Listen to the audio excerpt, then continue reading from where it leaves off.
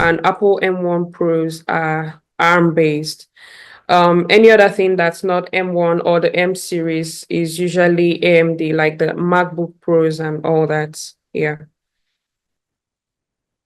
So I've also gone ahead to download this. So if I go to my downloads and click on, sorry, can everyone see my screen though? Yes, we can. Yeah. So I do have multiple versions of this, which are older versions. So for this newest version, you just need to click on it twice and it will open up in VirtualBox, right? So when you have it in VirtualBox, right now it's running. I'm just going to like power it off and then show you some of the things that you can do before it actually comes up. So when you double click on it, it opens up in VirtualBox. It loads it in on VirtualBox, and you can go to settings to adjust some of the settings. So right here, you can see that we're making use of, by default, we're making use of two processors, 2048 MB of memory, and all that. So you can actually go to system settings and adjust these resources like based on what you'd like to have, and then click on OK to have that updated. But I do not want to I don't want to update this. Like I'm good with this. So to start the appliance, you just have to click start, and this should take about 1 minute, roughly 1 minute, yeah, or less.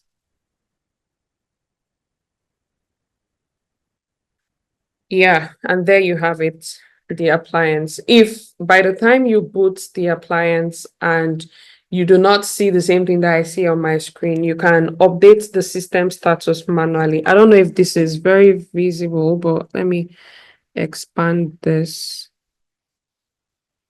Yeah. So you can hit 10, which is manually update system status, to make sure that all the statuses that you can see here are up to date and your DMS is running. You can see your DID, you can see your peer ID. So you don't need to do a lot of configurations anymore. And you can interact with the menu, or you can interact with the appliance just by selecting different menu items. For instance, if you'd like to manage the NuNet DMS, you can just hit one and you'd see different options. You can start or restart the DMS, you can stop DMS, you can enable, disable, initialize DMS. So these things have already been taken care of during the boot process, so you don't need to do this anymore. But those options are there just so that you can be able to choose, like you have very granular choices. You'd be able to do any of these things based on whatever you want to use it to do. So you have all those choices on the menu and you can interact with it in whichever way you want. I'd like to concentrate on option 6, which is onboard compute. So if I click on 6, for instance, it's going to calculate the amount of resources that I have left based on what I've allocated to this machine. It's going to calculate what's left and then take a percentage of that and just onboard those compute resources. As you can see, compute resources have been onboarded successfully. I don't think this is as difficult as the last one that we had, but then again, I need everyone to test. I need as many people as possible to test this and give us feedback. You can also see you can also see peers. Sorry. So you can also see connected peers by hitting option 9, and you can see all the connected peers. Yeah, there are a lot of them.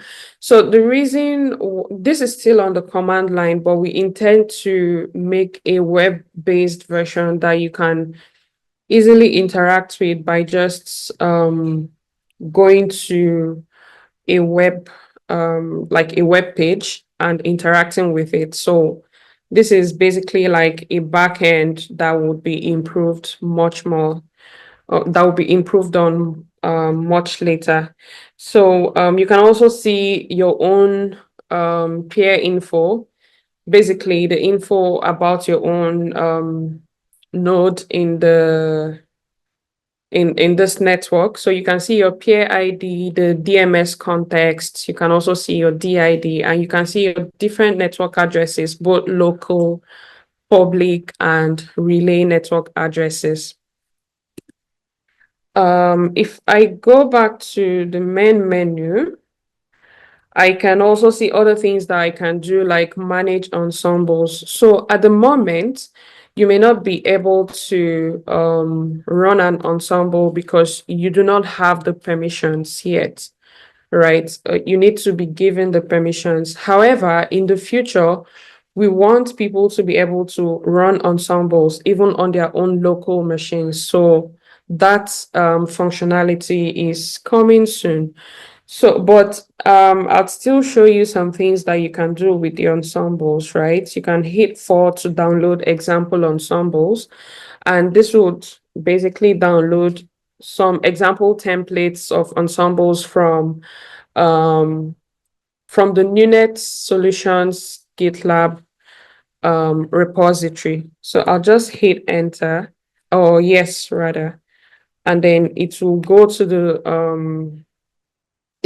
repository and get me some examples. So one of the examples that we have there is a Hello World ensemble.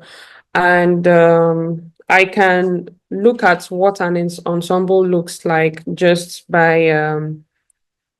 again, okay, let me go back to the previous menu. I can look at what an ensemble template looks like by clicking or by selecting option 3, which is manage templates. So we can see the downloaded ensemble here, or ensemble templates, which is hello world.yaml. So this hello world.yaml, I can open it by selecting option 1. Yeah, the ensemble number is also 1. So you can see what it looks like. You can edit this if you have an application image that you'd like to deploy or something. You can edit this by just editing this image. If you have an image of that application, you can simply edit this, include the name of that application image, and then try to run it with this template. There are multiple templates. There are a lot of things that you can do, but I think that's beyond this for now. And then you can also hit to delete an ensemble. I think the only ensemble we have is 1. And yeah, if we go back, we can see that there are no ensemble files anymore. So I'll just go back to the previous. And then I think number 3 is basically what we had seen earlier, viewing peer details in the network. Yeah. So you can view peers that are currently on the network as you wish. So for the purpose of this testnet that we're currently running, we actually want people to join an organization, which is option 5. And we want people who are testing this to join the NuNet Compute testnet. So you basically select one, and it will ask you if you want to proceed with joining the NuNet network.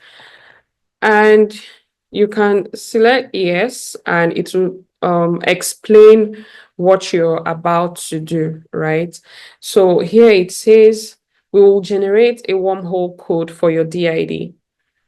And Yeah, then it goes on to explain what Wormhole is. Wormhole is an open source tool that allows you to send and receive messages securely.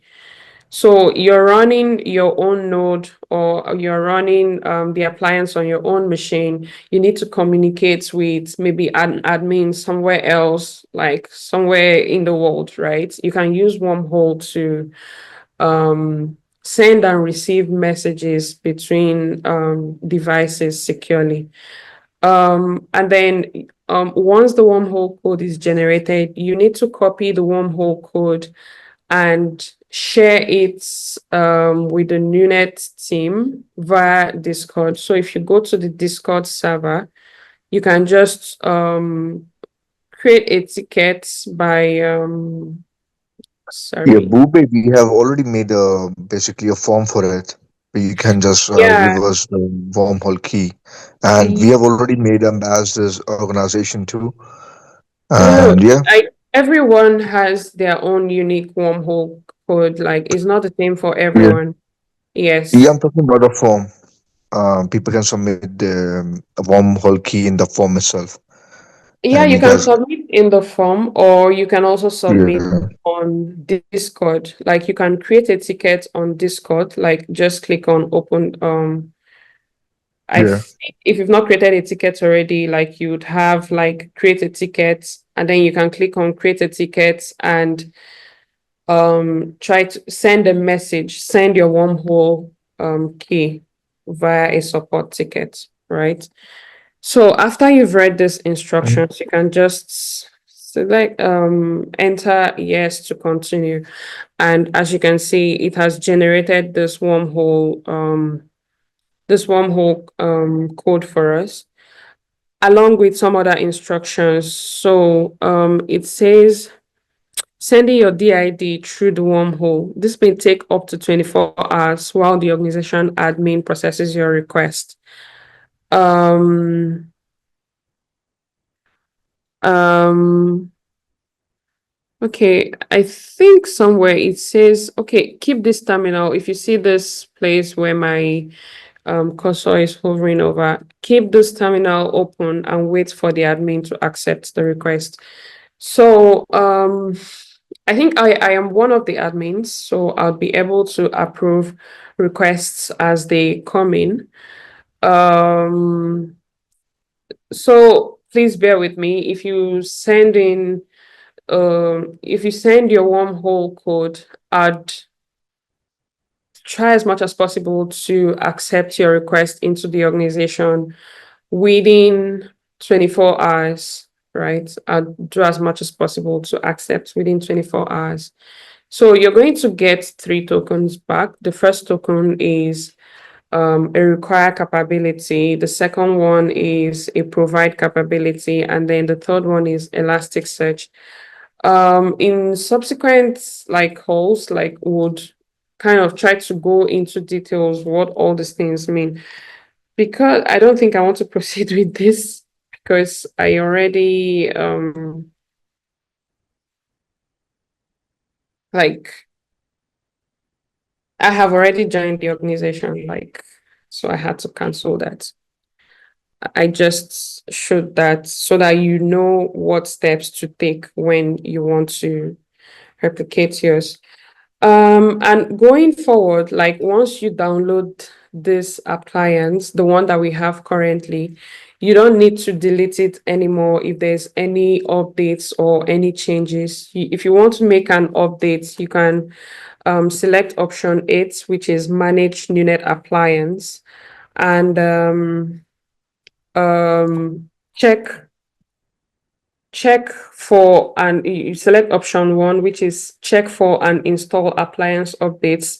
So if you select that, it's going to check if there's an update. If there's any updates, it will tell you that there's an update, and it will ask you if you want to update your appliance based on the updates that were found on GitHub, right? Sorry, GitLab. So it pulls the latest changes and just applies it to your appliance. So going forward, after this download, you do not need to um, download, delete, um, and all that. Yeah, so those are the updates that we have. I don't know if anyone has any questions, any suggestions, any confusions. I also want to know if there's anyone that was kind of um, trying this alongside, you know. So over to you. All right. Thanks for that, Billy. Thanks for the presentation. Um, I have some questions though, but before I ask my questions, I just wanted to thank Alfred. I think previously he wanted to install this device on the appliance on his device. I don't know if you have Okay. done that, and if he has. Um, I I don't think anyone has done that yet because I have not even shared the link, No, no, no, I mean right? the previous version. No, we're not making use of the previous one anymore. Like, so the previous one, you needed to have multipass running. Multipass was working for some people, it wasn't working for it behaved differently on different appliances or on different machines. So we decided to go ahead with VirtualBox, which is a lot more stable. Like it offered us more stability when compared to multipass. Okay, okay. Yeah. So my first So question. Okay, sorry. yeah. Yeah, I'm listening. All right. So my first question is for those that already installed using multipass and VirtualBox, do they need to Yeah, reinstall? yes. Everyone needs to reinstall the appliance. Like everyone. Because it is entirely different, right? It's completely different. Okay. So yeah. Okay. Second question is you mentioned Ensembles. I don't know if you could like give a clearer description of what that is because some people are not really technical. Yeah. So um let's say you have an application, right? And you want to deploy that application, right? One of the modern ways to make sure that that application works consistently across environments um, is to package that application with Docker or any other containerization tool. I don't know if we also understand what containerization is, but let me try to make it as simple as possible. You have an application, you want to deploy that application on the network using available resources that have been pulled by different people on the network. The way to deploy that application is to package it into an ensemble. Let's say we want to deploy DeepSeek, or let's say maybe everyone here has pulled their compute resources together and we want to maybe deploy DeepSeek on the compute that we've gathered. The way to go about that deployment on the network is by creating an ensemble. I think that's the easiest way that I can explain it. Create an Yeah. ensemble, and put the image of maybe DeepSeek or any other application that you're trying to deploy, put it in that ensemble, and then yeah, try to run the ensemble. I don't know if that makes sense. Yeah, yeah, it does. It does. Thanks for that. Yeah, So yeah, I have an extension upon it. I don't think we can, I think, explain by Sam itself. We can deploy a small GPT, small agentic frameworks, not the DeepSeek model, I think, because I she, don't think our computers are capable of it. yeah, that's what she was just explaining the term ensemble. She just giving an example. Yeah, yeah, All right. So Now, another question, because I think when we had the chat, you mentioned that the appliance is not launched right now. It's not public. So when would that be? So that members from the ambassador program Yeah, can. we initially wanted to like release it today, but um yeah, for some reason, we were asked to wait till tomorrow. So by tomorrow morning, everyone that filled the form initially would get an email with a link to download the appliance and also instructions on how to go about the demo that I've just done. Okay, okay. So Yes. I guess I will just share the form in the chat for those that have not filled it. Please clarify if this form is the correct one.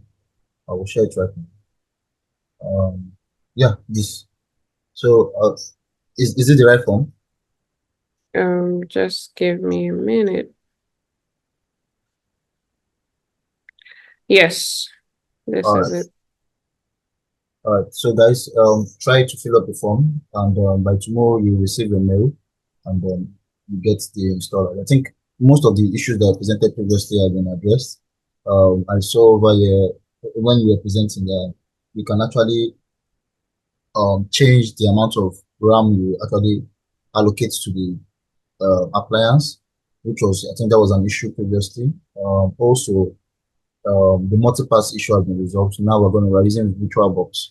So I think there won't be much difficulties installing the appliance on your device.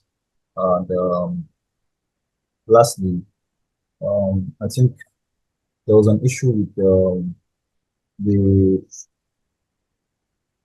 wireless connection. I think Goga presented that the after installing the device, he experienced some challenges connecting to his Wi-Fi, and there were some difficulties. I don't know.